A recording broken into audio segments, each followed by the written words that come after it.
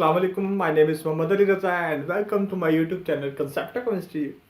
Today I am going to discuss with you the calculations of wave number of photon. इस article में हम discuss करेंगे photon का wave number कैसे find out करते हैं। उसके बाद हम देखेंगे स्पेक्ट्रल जो मतलब आपके पास आती है सीरीज जो मतलब पैशन है, ब्रैकेट है, लेमन है, उनका अगर वेव नंबर फाइंड करना है तो वो हम कैसे फाइंड कर सकते हैं, तो वो हम इस लेक्चर में डिस्कस करेंगे।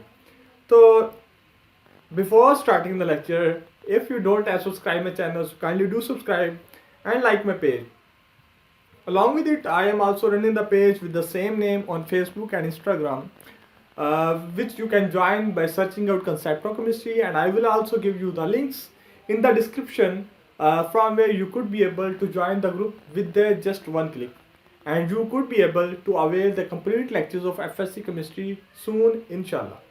So move to the lecture. These are the important formulas and values that will be used in the lecture in the derivation of the wave number, and if you write down on the page, then it will be a good step to understand the lecture. So दो step करेंगे हम इसमें lecture में और पूरा हमारा जो lecture है वो कंप्लीट हो जाएगा। पहला काम क्या करना है, आपने फ्रीक्वेंसी को फाइंड आउट करना है, ठीक है। फिर आपने फाइंड करने हैं V is equal to C V के ऊपर बार, तो इससे आपके पास वेव नंबर आ जाएगा। एक्चुअली ये जो V बार है ना, ये है वेव नंबर, ये हमने फाइंड करनी है, लेकिन उसके लिए हमारे पास ये फ्रीक्वेंसी होगी तो फिर हम क्या फाइंड कर सकेंगे। ये C तो कांस्टेंट है ना, तो अगर हम फ्रीक्वेंसी फाइंड कर जाते हैं तो हम क्या है वेव नंबर फाइंड कर जाएंगे, ठीक है। तो पहला काम क्या है, आपने वेव नंबर फाइंड करनी है, ठीक है। और ये आप इक्वेशन याद रखें, E is equal to H V और V is equal to C V bar. Just आपको लेक्चर बहुत ईजिली समझ आ जाएगा, ठीक है। तो स्टार्ट करते हैं। वेव नंबर, वेव नंबर जैसा कि नाम से नजर आ रहा है कि wave number number of waves, number of waves passing through a point या पासिंग पर यूनिट टाइम, एक स्पेसिफिक टाइम में कितनी वेव्स पास करती हैं वो हमें बताता है वेव नंबर। ये फ्रीक्वेंसी से कैसे रिलेट करती है वो हम इस फार्मूले से भी देख सकते हैं। इस फार्मूले से वेव नंबर जो है ना, ये फ्रीक्वेंसी है। अब फ्रीक्वेंसी को सी पर डिवाइड कर दूं तो वो आपके पास वेव नंबर आता है। मतलब कि फ्रीक्वेंसी को अगर स्पीड ऑफ लाइट पर डिवाइड करें तो आपके पास वेव नंबर है, और अगर स्पीड ऑफ लाइट को वेव नंबर से मल्टीप्लाई करेंगे तो आपके पास फ्रीक्वेंसी आती है, ठीक है। तो इस तरह क्या दोनों एक दूसरे से रिलेट करती हैं। The wave number of a spectral line depends on the quantity of energy emitted by electron. Wave number कहता है इलेक्ट्रॉन की एनर्जी पर डिपेंड करती है। इलेक्ट्रॉन की एनर्जी कैसे, इलेक्ट्रॉन की एनर्जी उस केस में होगी जब इलेक्ट्रॉन हाई एनर्जी ऑर्बिटल से लो एनर्जी ऑर्बिटल में ट्रांसफर होगा। तो ये आपने ज़हन में रखनी है बात कि जब इलेक्ट्रॉन हाई एनर्जी ऑर्बिटल से लो एनर्जी ऑर्बिटल में आएगा तो एनर्जी रिलीज करता है। तो वो वाला केस हम डिस्कस करेंगे इस लेक्चर में, ठीक है। Suppose the electron move from N2 to N1। Higher energy orbital को आपने N2 कहना है, लोअर एनर्जी ऑर्बिटल को आपने N1 कहना है। नेक्स्ट चलते हैं from energy of electron topic. You have studied the energy derivation of electron in chapter 5, so we will use that formula here. वो फार्मूला है E is equal to G M E का 4 over 8 epsilon naught का square N H square. लेकिन हमारे पास दो case हैं, एक high energy orbital है, एक लो एनर्जी ऑर्बिटल है। तो जहां पर ऑर्बिट वाला वर्ड है ना, उसको हम N1 और N2 कर देंगे। मतलब N1 और N2 के लिए हम इक्वेशन राइट डाउन करेंगे। ये मैंने N1 के लिए लिखी है, जिसमें बाकी इक्वेशन वैसे की वैसी है, जस्ट क्या है N1 पुट किया है, ठीक है। N की जगह N1 लगा दिया मैंने। और इसी तरह N2 के लिए बाकी सेम वैसे की वैसी इक्वेशन, और आपने क्या है N2 लगा दिया। अब चूंकि इलेक्ट्रॉन ने हाई एनर्जी ऑर्बिटल से लो एनर्जी ऑर्बिटल में आना था, तो हमें पता तो होना चाहिए ना कि हाई एनर्जी ऑर्बिटल की एनर्जी कितनी है, N2 की एनर्जी कितनी है। तो मैंने ये राइट डाउन किया। फिर हमें यह भी पता होना चाहिए कि जब वो ग्राउंड स्टेट में आया तो उस वक्त उसकी एनर्जी कितनी थी N1 पर, तो वो मैंने ये इक्वेशन ड्रा किया। तो इस केस में अगर मेरे पास इसकी भी वैल्यू हो और इसकी भी एनर्जी की वैल्यू हो, फिर मैं कहूँ कि इलेक्ट्रॉन अगर इधर से इधर आता है लो एनर्जी ऑर्बिटल में, तो मैं क्या कह सकता हूँ कि एनर्जी कितनी रिलीज हुई है। जी हम बता सकते हैं। इन दोनों का मैं डिफरेंस लूंगा तो मेरे पास क्या है, एनर्जी रिलीज आ जाएगी। तो वही करते हैं इधर, change in energy. Change in energy क्या आ गया, आपके पास वेरिएबल था ना दोनों में, ये था N1 का स्क्वायर और N2 का स्क्वायर, बाकी सारे कांस्टेंट हैं। और सेम है, उसको मैंने कॉमन ले लिया और अंदर आपके पास क्या बच गया 1/n1 का स्क्वायर माइनस 1/n2 का स्क्वायर। इधर तक क्लियर है? ओके। अब इधर ना ये सारे कांस्टेंट हैं बस एक के सिवा, वो कौन सा है? z। ये एटॉमिक नंबर है। अगर इसमें इसकी वैल्यू पुट कर दूं बाकी मेरे पास कांस्टेंट रह जाएंगे। तो हम हाइड्रोजन का केस डिस्कस करते हैं। सपोज करें जिस तरह बोहर एटॉमिक मॉडल का भी वो भी क्या है, हाइड्रोजन केस था, तो इधर भी हम हाइड्रोजन को डिस्कस करते हैं। तो उसका एटॉमिक नंबर 1 होता है, मतलब कि z इज इक्वल टू 1। तो वो मैं इधर पुट कर देता हूँ, z इज इक्वल टू 1। फिर मेरे पास क्या आ जाएगा, m की 4/a एप्सिलॉन नॉट का square h square into 1/n1 का स्क्वायर माइनस 1/n2 का स्क्वायर, ये रह जाएगा। सो बाय पुटिंग द कांस्टेंट, फिर मैं ये जो कांस्टेंट g को तो मैंने पुट कर दिया, तो बस इधर 1 हो गया, तो 1 लिखें या ना लिखें कोई फर्क नहीं पड़ता।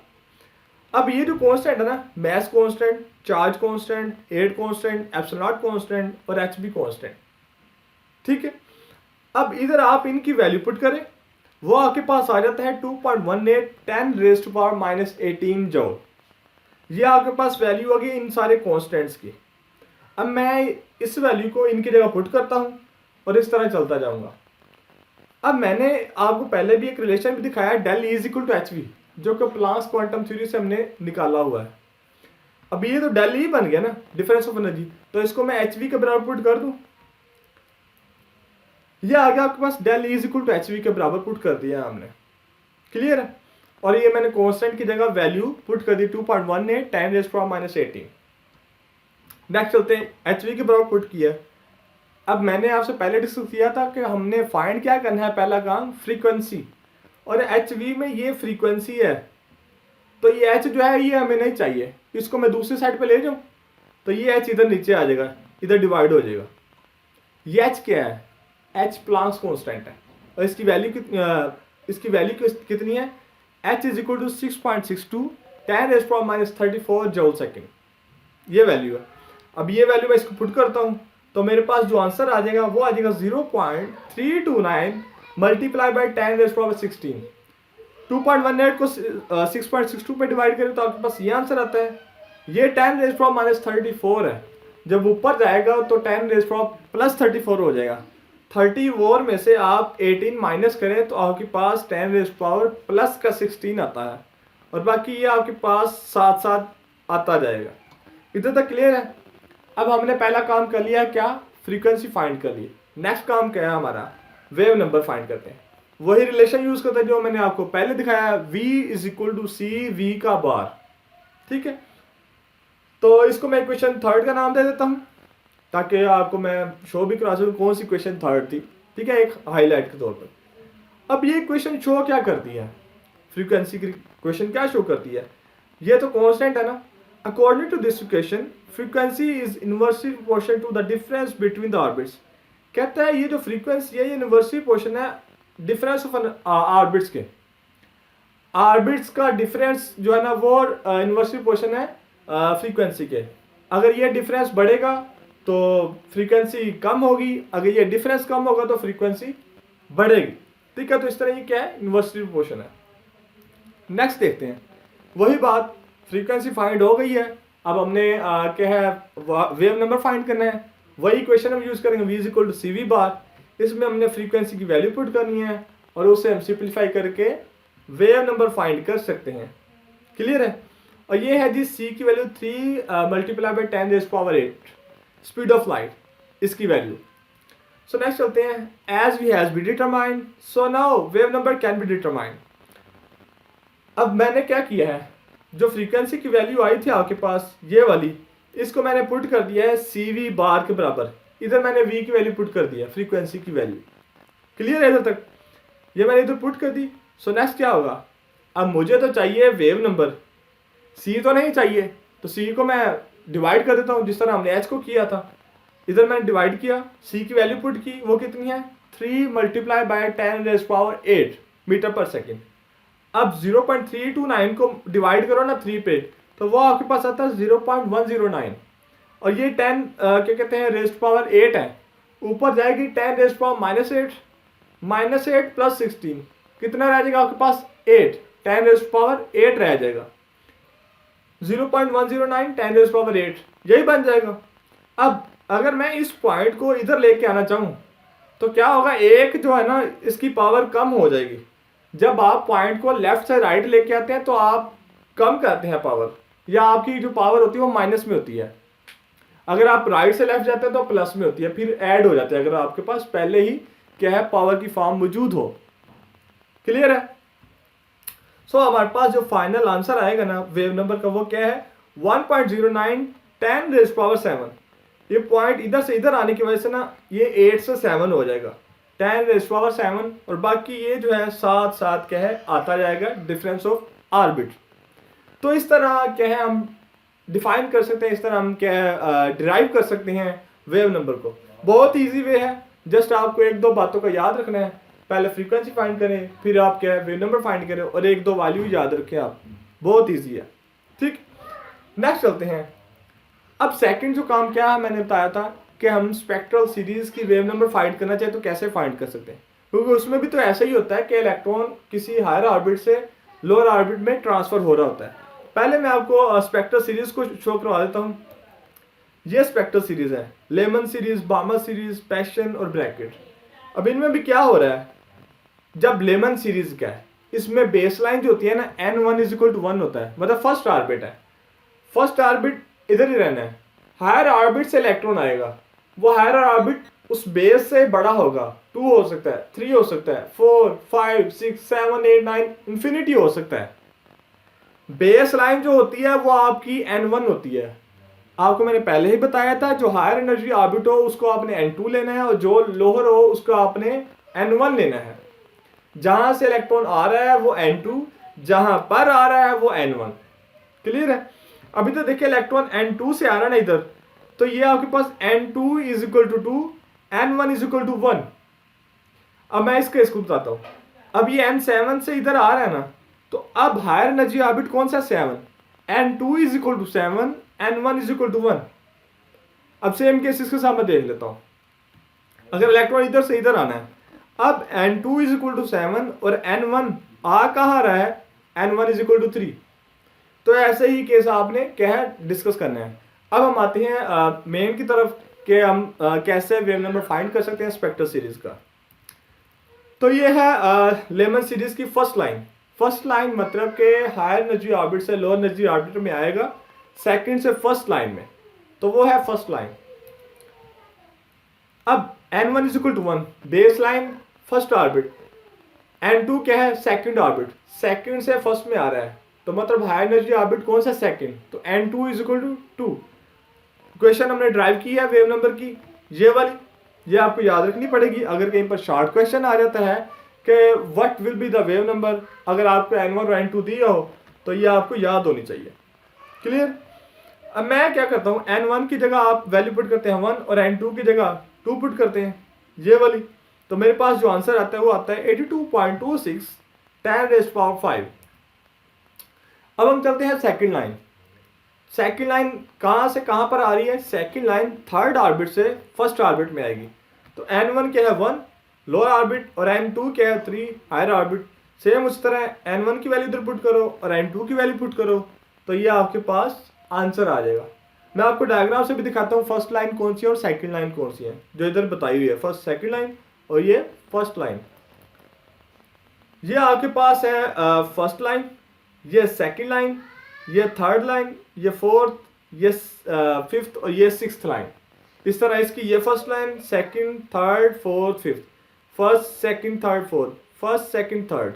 तो ये है उनकी फर्स्ट लाइन, सेकंड लाइन और थर्ड लाइन डिफरेंट स्पेक्ट्रल क्या है सीरीज के केस में।